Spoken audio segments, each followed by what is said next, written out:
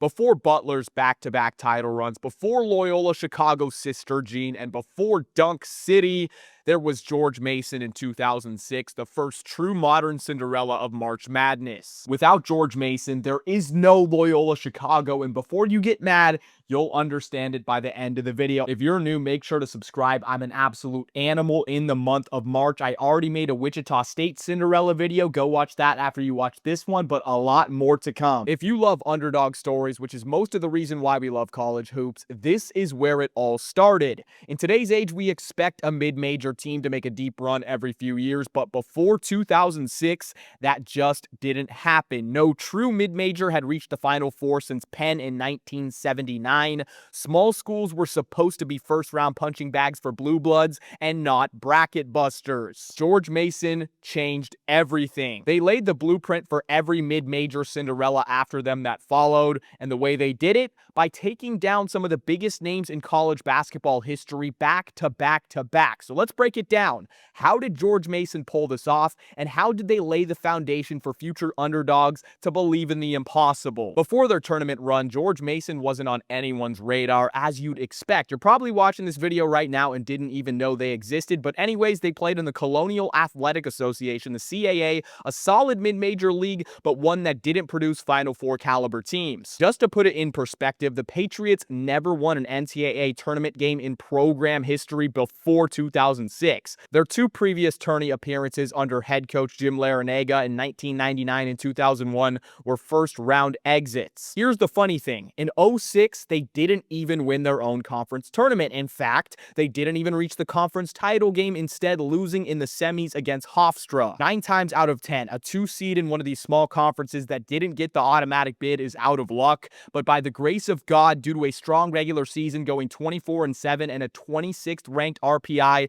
George Mason was given an at-large bid. Again, I want to stress this was not normal. When the selection committee gave him a number 11 seed, many analysts openly questioned if they even deserved to be in the tournament. And these takes, just like how mine normally do, were going to turn freezing cold very soon. Very much like the 2013 Wichita State team in my previous video, the George Mason Patriots lacked that Gordon Hayward, Steph Curry kind of star power. But unlike Wichita, the Patriots had veteran, homegrown type of guys that were fearless. Here's some guys you need to know for this run to make sense. First, senior big man Jai Lewis. He dominated inside despite being undersized at 6'7", but where he wasn't built vertically, he was built horizontally. Lewis was a load at 275 pounds and served as paint intimidation. Tony Skinn, the senior guard and a JUCO legend. He averaged 12, 3, and 2 in 2006, and at 6'1", he was the team's motor. He was solid all tournament long, and the huge thing to mention, Skinn is George Mason's current head coach in 2025. How awesome is that? Will Thomas, a sophomore forward. Now, 2006 wasn't even close to his best season during college, but that doesn't mean he wasn't that dude. Thomas was the anchor of the Patriots defense while also averaging double digits and over 7 rebounds a night. He also saved his best for the Final Four run, which we'll dive into very soon. When Thomas graduated in 2008, he played the most games in school history at 131 and was third on the list of all-time rebounds. Lamar Butler, another senior guard. This was the team's sharpshooter who always hit big shots. This was the poster boy of the Cinderella story. He appeared on Sports Illustrated. He was a marketable guy, and he backed it up on the floor. Finally, Follering Campbell, a sophomore guard who was a versatile scorer and just made for big moments. He averaged 11 points in the regular season, but played way above those averages when it mattered most, and made clutch bucket after clutch bucket in March Madness. All right, you guys get the context. Let's actually dive into the run itself. First round versus Michigan State. Now, 6 versus 11 upsets happen. Yeah, you're definitely thinking about picking one of them in your bracket this year.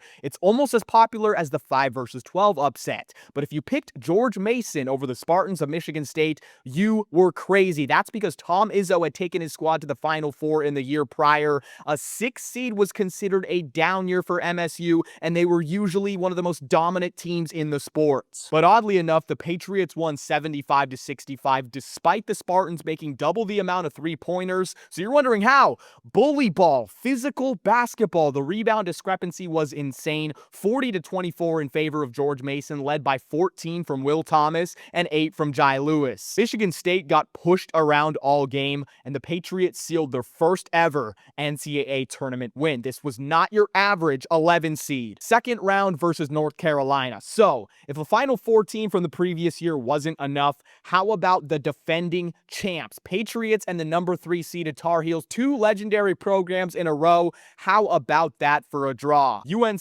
started the game leading 16-2, and this is the point where most viewers said, oh, Mason is done, goodbye, change the channel, next game. But by the half, the Patriots had climbed back to within 7. An 8-0 run to start the second half is what set the tone for the Patriots. It was close late, a one-possession game within a minute remaining until Tony Skinn closed it out at the line. For George Mason, Butler and Campbell were dynamic, scoring 15 and 18 respectively. Once again, Mason didn't shoot the lights out, but kept the rebounding even, won the turnover battle, plus they held the UNC bench to just 2 points. The Heels only shot 4 free throws that game, proving the point that George Mason was the toughest team in the field. The Sweet 16 matchup against number 7 Wichita State. Now, it's something rare in the tournament, an all mid-major matchup in the second weekend, and 2 good ones at that. Wichita State was just as hungry as George Mason, beating 2-seeded Tennessee to get to this point. Unlike the earlier 2 tournament games, the Patriots controlled it from start to finish. They were up by 16 at halftime,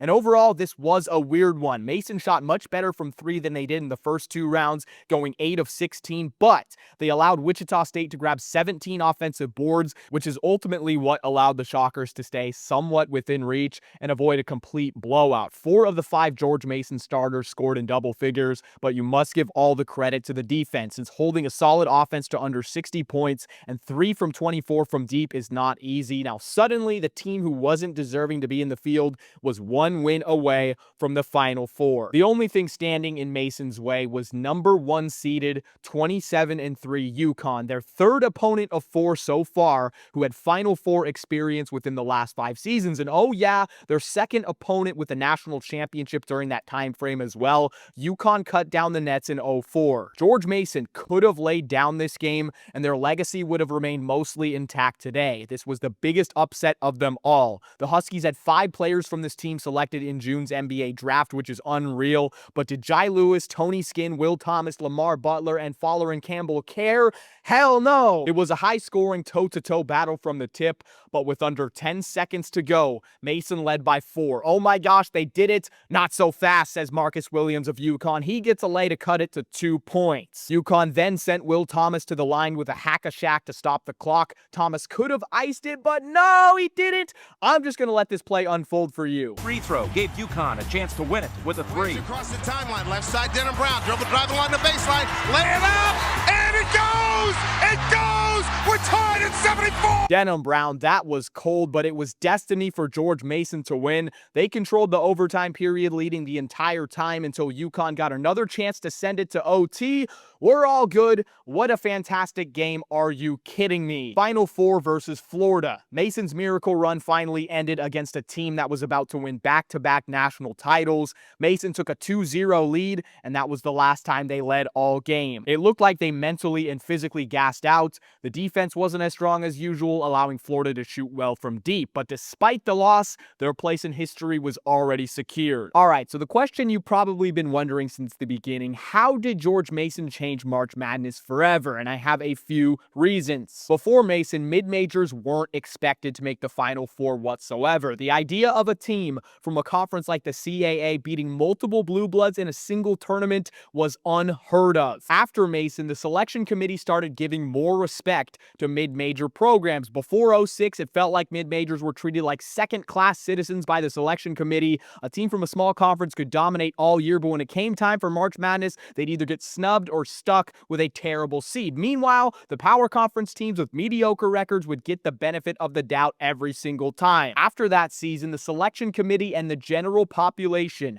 had no choice but to take mid-majors more seriously. And here's the most important thing. George Mason gave mid-majors mid-majors the blueprint for a Final Four run, and the core of that formula was senior-led teams with chemistry over the one-and-done talents. Power conference teams build their rosters around elite freshmen, future NBA lottery picks who stick around for a season before going pro. On paper, that gives them a massive advantage over these mid-majors, but when you look deeper, these one-and-done squads have a major flaw. They lack experience in big moments. They haven't had time to develop chemistry, even with veterans in the transfer portal. They rely on talent over execution, which works against weaker teams, but falls apart against a disciplined, well-coached group. This is where a mid-major like George Mason would have the edge. They don't get top recruits, but they have something just as valuable, which is continuity. George Mason's starting five in 2006, 3 seniors and 2 juniors. These guys had played together for years, knew their system inside and out, and trusted each other in big moments.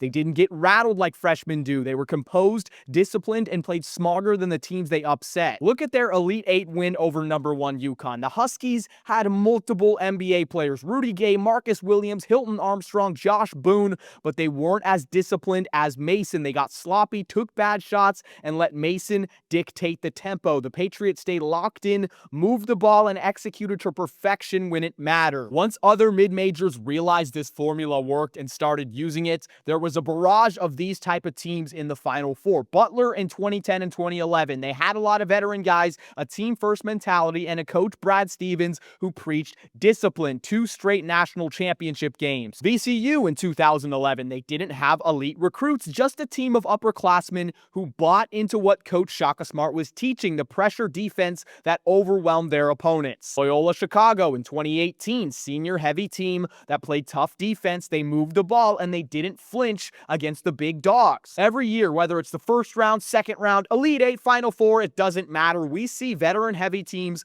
upset freshman-led powerhouses in March. That's not a coincidence. Talent alone does not win the NCAA tourney. It's experience, chemistry, and execution, and that's the biggest lesson we all learned from watching the George Mason run play out. So, this year when you're filling out your bracket and picking your underrated Cinderella story, remember who started it all. 2006 George Mason, the greatest Cinderella run of all time.